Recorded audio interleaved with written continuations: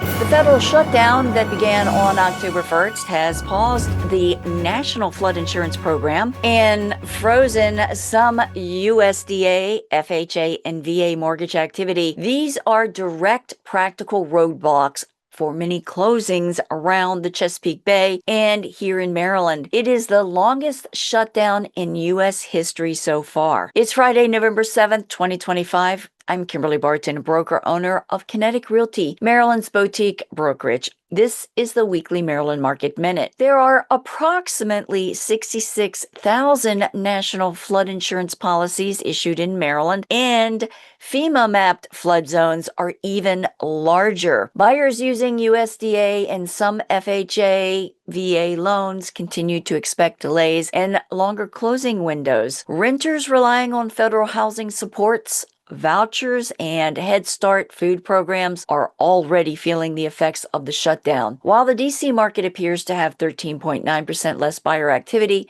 many Maryland markets are ahead in buyer activity year over year. Baltimore home prices are up 5.6% year over year, with showings ahead 5.8%. Southern Maryland home prices rose 12.3% year over year, while buyer activity fell 4.7%. Maryland suburb prices are up 6.7%, while buyer activity is up 18.3%. The mountain region prices are down 20%, but buyer activity is up 2.2% year over year. Meanwhile, new resale inventory fell to 1,995 units at a median $425,000 list price. 1,081 homes are poised to come soon, an increase of 1.8% from last report. New contracts fell 5.7% this report to 1,482 units at a median $419,000 in 28 days. 1,477 units sold in 21 days at 98.7% list to sold ratio at a $450,000 median sold price. Rental properties available fell to 3,850 units and remaining at a median $2,600 per month. Got questions about your specific circumstances? Give me a call and let's talk. That's your wrap for this week's Maryland Market Minute for Friday, November 7th, 2025.